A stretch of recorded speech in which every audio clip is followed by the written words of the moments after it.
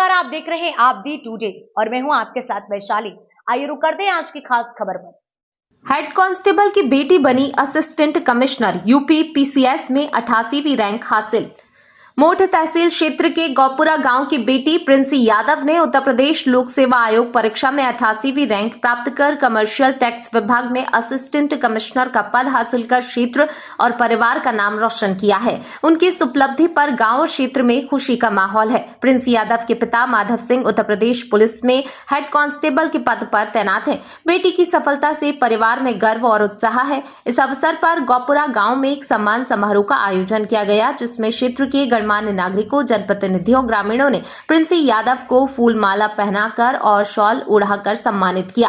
प्रिंसी यादव ने बताया कि उन्होंने कक्षा 5 तक की पढ़ाई मोठ कस्बे में की थी। इसके बाद उनके पिता का तबादला आगरा हो गया, जहां रहकर उन्होंने 12वीं तक की शिक्षा पूरी की। उन्होंने बताया कि उसी दौरान उन्होंने निश्चय कर लिया था कि वह भी अपने पिता की तरह मेहनत और ईमानदारी से आगे बढ़कर एक दिन परिवार और क्षेत्र का नाम रोशन करेंगी। प्रिंसी ने बताया, परिवार के अटूट सहयोग और मार्गदर्शन से उन्होंने यूपी पीसीएस परीक्षा की तैयारी शुरू की। कठिन परिश्रम, अनुशासन और निरंतर प्रयास के बल पर उन्होंने ये सफलता हासिल की। गांव में आयोजित सम्मान समारोह के दौरान ग्राम प्रधान वीरेंद्र सिंह बबलू यादव ने कहा कि प्रिंसी यादव की सफलता क्षेत्र के युवाओं, विशेषकर बेटियों के लिए प्रेरणा स्रोत है। मोठ के सपा नेता आशु यादव ने कहा कि पिछड़े इलाके से निकलकर ये सिलेक्शन प्रिंसी के लिए एक बड़ी उपलब्धि है। हमारे लिए ये गर्व की बात है और क्षेत्र की बेटियों के लिए एक प्रेरणा है। इस दौरान उमाकांत बाबूजी, अमर सिंह लल्ला, जसवंत अध्यापक, आशीष यादव, आकाश यादव, ज्ञान सिंह पाल, रोहित भाई, हरनाम सिंह, अंकित यादव, प्रशांत उर्फ छोटू यादव मौजूद रहे। बहन जी, क्या नाम है आपका? कौन सी परीक्षा आपने उत्तीर्ण की है और क्या महसूस कर रही हैं आप? मेरा नाम प्रिंसी यादव है और मैंने यूपी पीसीएस 2024 क्लियर किया है और अभी तो नर्वस, सब मिक्स्ड फीलिंग्स है। कल ही रिजल्ट आया है। कहाँ की रहने वाली हैं? मैं गौपुरा गांव मोठ से हूँ, झांसी डिस्ट्रिक्ट। कैसी रही आपकी ये पढ़ाई? कैसी रही? प्रारंभिक जो पढ़ाई थी वो कैसी थी और अभी यहाँ तक आप पहुँचे हैं, कैसे, क्या सफ़र रहा आपका?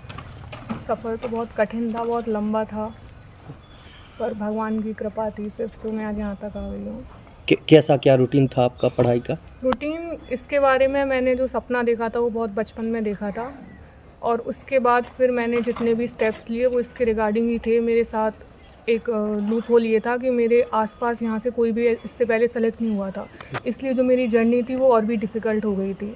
तो बहुत टायरिंग भी था, एक टाइम पे लगता था अब नहीं होगा, एकदम होपलेस हो गए थे, बट फिर सही टाइम आता है तो सब कुछ हो जाता है। कितने घंटे पढ़ाई करती थी? घंटे स्टार्टिंग में तो काफ़ी, वो सिलेबस जो है वो आपको कंप्लीट करना पड़ता है, उसके लिए 8-10 घंटे तो मिनिमम है। और उसमें मेन इंपॉर्टेंट ये है कि आप एक दिन 16 घंटे पढ़ लो, फिर दूसरे दिन आप 8 घंटे पढ़ रहे हो। कंसिस्टेंसी होती है जो मेन है, वो आप कंसिस्टेंट रहिए। कंसिस्टेंटली अगर आप करोगे तो फिर आपका सबसे पहले सिलेबस कंप्लीट हो जाना चाहिए। सिलेबस कंप्लीट हो गया, उसके बाद फिर आप अपना जितना भी अटेम्प्ट के हिसाब से, जब ज़्यादा प्रैक्टिस हो जाती है तो कम टाइम लगने लगता है। अभी जो क्षेत्र की जो खासकर जो लड़कियां हैं वो तैयारी कर रही हैं, उनको क्या संदेश देंगी और क्या गाइड करेंगी उनको? सबसे पहले तो अगर आप सिविल सर्विसेज में आना चाहते हो तो आपके अंदर पैशन होना चाहिए। दूसरी बात है, आपके अंदर पेशेंस होना चाहिए। अगर धैर्य नहीं है तो ये बहुत डिफ़िकल्ट हो जाता है, क्योंकि एक टाइम पे फिर आप एक डिसहार्टन हो जाते हैं, क्योंकि सक्सेस का जितना रेशो है उससे कई गुना रेशो फेलियर का है। तो इसके लिए तैयार रहना पड़ता है। तो अगर आप पैशनेट हो तभी आप इस चीज़ में आओ, क्योंकि आजकल एम्प्लॉयमेंट, सिर्फ आप रोज़गार देख रहे हो तो बहुत सारे ऑप्शंस हैं, बिज़नेस वगैरह हैं, बहुत सारे ऑप्शंस खुल गए हैं आजकल। तो एम्प्लॉयमेंट के तरीके से मत आओ। अगर आप पैशनेट हो तो इस चीज़ में आओ। अगर आप पैशनेट हो तो सबसे पहला है कि आप एक गाइडेड प्रिपरेशन करो, प्रीलिम्स, मेंस, इंटरव्यू। और अगर आपको एक प्लस पॉइंट मिल सकता है, कोई मेंटोर मिल जाए, तो आप उसको एकदम अंधों की तरह फॉलो करो। ज़्यादा अपना दिमाग चलाओगे तो फिर वो उसमें अटैम्प्ट्स में लग जाते हैं। अपना दिमाग ज़्यादा नहीं चलाना है, लिमिटेड बेसिक चीज़ें हैं उन पे फोकस करना है। और एक्स्ट्रा ज़्यादा कि ये बुक पढ़ लो, वो बुक पढ़ लो, उससे कुछ नहीं होगा। आप एक बुक पढ़ लो, अच्छे से सिलेबस कंप्लीट करो, और जैसे जैसे आप प्रिपरेशन में जाते जाते हो आपको चीज़ें समझ आने लगती हैं कि हाँ मुझे ये पढ़ना चाहिए, ये नहीं पढ़ना चाहिए। जैसे जितना डीप चले जाते हो प्रिपरेशन में, उतना सारा रास्ता आपका क्लियर होता जाता है। परिवार में कौन कौन है, क्या करते हैं और कैसा सहयोग आपको परिवार से मिला? मुझे लगता है मेरी सफलता में सबसे ज़्यादा सहयोग तो मेरे परिवार का ही है।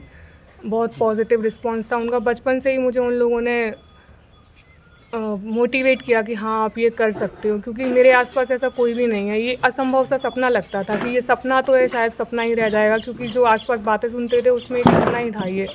लेकिन उन लोगों ने मुझे बहुत मोटिवेट किया। उसके लिए मैं स्टार्टिंग में मैंने जो अपनी स्कूलिंग थी 5th तक, वो मैंने यहीं लोकल स्कूल मठ वगैरह से की थी। उसके बाद फिर मेरे पापा का डिसीज़न रहा कि नहीं अब इनको अच्छी एजुकेशन देनी है, तो हम लोग उसके बाद हम लोग आगरा शिफ्ट हो गए। पापा मेरे पुलिस में हैं, तो हम लोग आगरा शिफ्ट हो गए। उसके बाद मैंने स्कूलिंग 12th तक आगरा से की थी। काफ़ी किसे सपोर्ट प्रेरणा मानती हैं आप?